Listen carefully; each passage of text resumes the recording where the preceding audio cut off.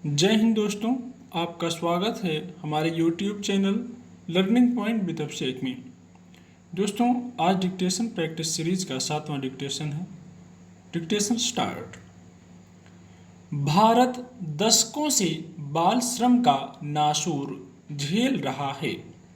देश का बचपन अपने सुनहरे सपनों की जगह कभी झाड़ू पोंछे से किसी के घर को चमका रहा होता तो कभी अपने नाजुक कंधों पर बोझा ढोकर अपने परिवार का पेट पाल रहा होता है। हमारे यहाँ कहने को बच्चों को भगवान का रूप माना जाता है, पर उनसे मजदूरी कराने में कोई गुरेज नहीं होता। सरकारें बाल मजदूरी को खत्म करने के लिए बड़े बड़े वादे और घोषणाएं करती हैं, पर नतीजा वही ढाक के 3 पात निकलता है। इतनी जागरूकता के बाद भी भारत में बाल मजदूरी के खात्मे के आसार दूर दूर तक नहीं दिखते। हालांकि बाल श्रम केवल भारत तक सीमित नहीं, यह एक वैश्विक घटना है। आज दुनिया भर में लगभग 21.8 करोड़ बच्चे काम करते हैं, जिनमें से ज़्यादातर को उचित शिक्षा और सही पोषण नहीं मिल पा रहा है। संयुक्त राष्ट्र के मुताबिक विश्व में 21 करोड़ 80 लाख बाल श्रमिक हैं, जबकि अकेले भारत में इनकी संख्या 1 करोड़ 26 लाख 66 हजार से ऊपर है। दुखद बात यह है कि वे खतरनाक परिस्थितियों में काम करते हैं। उनमें से आधे से अधिक बाल श्रम का सबसे खराब स्वरूप है, जैसे हानिकारक वातावरण, गुलामी या मजबूर श्रम के अन्य रूपों, मादक पदार्थों की तस्करी और वेश्यावृत्ति सहित अवैध गतिविधियों, सशस्त्र संघर्षों तक में शामिल होते हैं। पढ़ाई और खेल कूद की उम्र में वे काम करते हुए अपना बचपन गंवा देते हैं। यह ठीक है कि हमारे देश में बाल श्रम को रोकने के लिए कई नियम और कानून हैं, लेकिन उनका सख्ती से पालन नहीं होता। यही वजह है कि भारत में बाल श्रम मुख्य समस्याओं में से एक है। ऐसा नहीं कि बाल श्रम को खत्म नहीं किया जा सकता है। अगर लोगों में जागरूकता बढ़ाई जाए और कानून का सही तरीके से पालन हो, तो देश से बाल मजदूरी को पूरी तरह खत्म किया जा सकता है। मगर देश में बाल श्रमिकों की संख्या लगातार बढ़ती जा रही है और उनसे खतरनाक काम भी कराए जाते हैं। वैसे तो बाल श्रम के अनेक कारण हो सकते हैं, पर प्रमुख कारण देखा जाए तो गरीबी ही है। गरीब लोग अपने परिवार का पालन पोषण करने के लिए अपने बच्चों को मजदूरी पर भेजते हैं। यह उनकी मजबूरी होती है। वे अपने बच्चों को विद्यालय भेजने की स्थिति में नहीं होते, इसलिए वे बच्चों को काम पर भेजते हैं। कई बच्चों के माता पिता न होने के कारण वे बचपन में ही मजदूरी कर अपना पेट भरते हैं।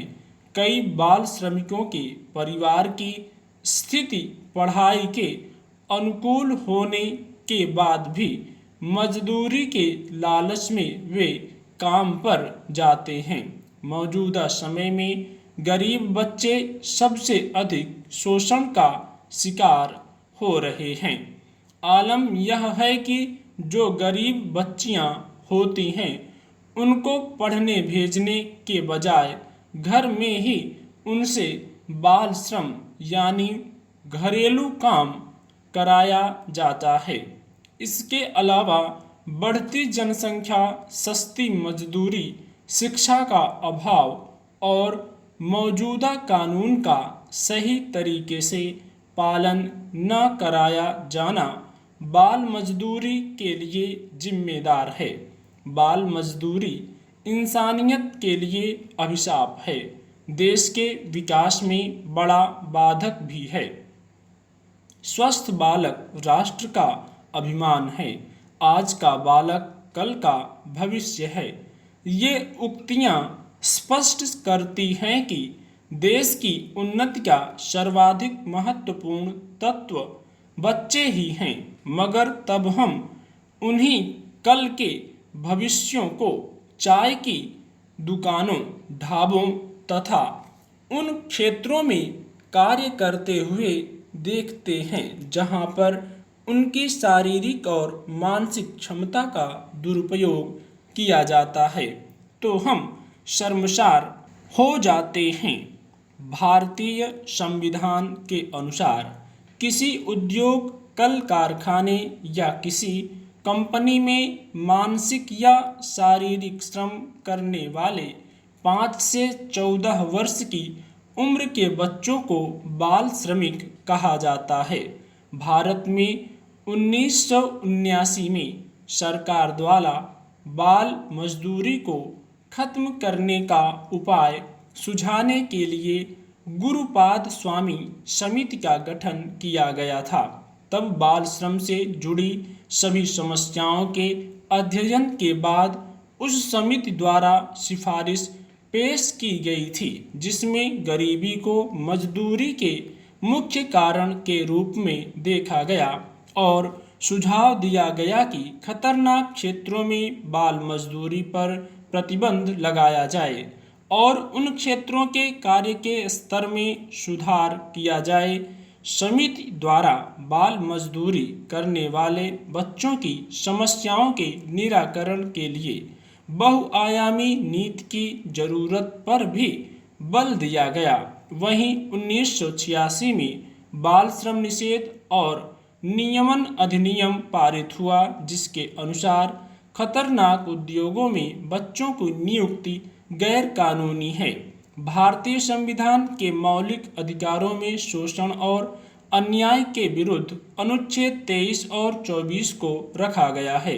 अनुच्छेद 23 खतरनाक उद्योगों में बच्चों के रोजगार पर प्रतिबंध लगाता है और अनुच्छेद 24 के अनुसार 14 साल से कम उम्र का कोई भी बच्चा किसी फैक्ट्री या फिर खदान में काम करने के लिए और न ही किसी अन्य खतरनाक काम के लिए नियुक्त किया जाएगा।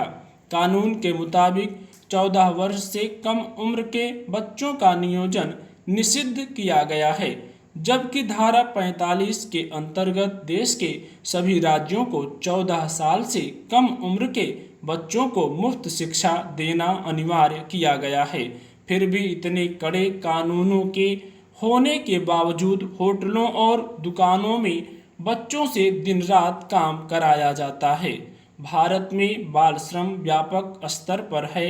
यहाँ बाल मजदूरी के लिए बच्चों की तस्करी भी की जाती है। देश के चहुमुखी विकास में बच्चों का सर्वाधिक महत्वपूर्ण योगदान होता है। यही वे महत्वपूर्ण धरोहर हैं जो एक देश का भविष्य तय करते हैं। इसलिए प्राथमिक रूप से किसी भी देश की सरकार का सबसे महत्वपूर्ण कार्य यह होना चाहिए कि वह उन्हें शारीरिक और मानसिक स्तर पर विकास करने का समुचित अवसर उपलब्ध कराए। समाज का प्रयत्न होना चाहिए कि वह ऐसा वातावरण बनाए जो बच्चों की शिक्षा, विकास और प्रगति की संभावनाओं से भरपूर हो।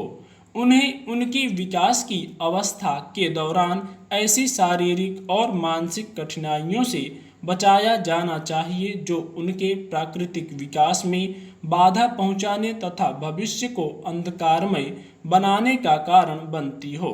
भारत में बाल श्रम की समस्या व्यापक रूप ग्रहण किए हुए है। पिछले 7 दशकों में अनेक योजनाओं, कल्याणकारी कार्यक्रमों, विधि निर्माण तथा प्रशासनिक प्रयासों के बावजूद देश की बाल जनसंख्या का एक बड़ा भाग दुख और कष्ट भोग रहा है। देश में अधिकांश परिवारों में माता पिता द्वारा उपेक्षा, संरक्षकों द्वारा मारपीट तथा मालिकों द्वारा लैंगिक दुर्व्यवहार की घटनाएं बढ़ती जा रही हैं। फिर भी हैरानी है कि इसे गंभीर समस्या नहीं माना जाता है। बाल मजदूरी देश के विकास में सबसे बड़ी बाधा है। किसी भी देश के बच्चे उस देश का आने वाला भविष्य होते हैं और अगर उन्हीं बच्चों का भविष्य सुरक्षित नहीं होगा तो वे देश के भविष्य का निर्माण कैसे कर सकेंगे। इसलिए समाज को जागरूक होकर इसे रोकने के लिए और सख्त कदम उठाने की आवश्यकता है। यह न सिर्फ उन गरीब मासूम बच्चों के भविष्य के साथ खिलवाड़ है बल्कि उनके मानवाधिकारों का भी हनन है। इसके लिए सरकारों को कुछ व्यावहारिक कदम उठाने होंगे। आम जनता की भी इसमें सहभागिता जरूरी है। हर व्यक्ति जो आर्थिक रूप से सक्षम है अगर ऐसे एक बच्चे की भी जिम्मेदारी लेने लगे तो सारा परिदृश्य ही बदल जाएगा। बहरहाल बाल श्रम पर अंकुश लगाने के लिए कई संगठन, ILO आदि प्रयास कर रहे हैं। 2025 तक बाल श्रम को समाप्त करने का लक्ष्य निर्धारित किया गया है। इससे बेहतरी की उम्मीद स्वाभाविक है। स्टॉप।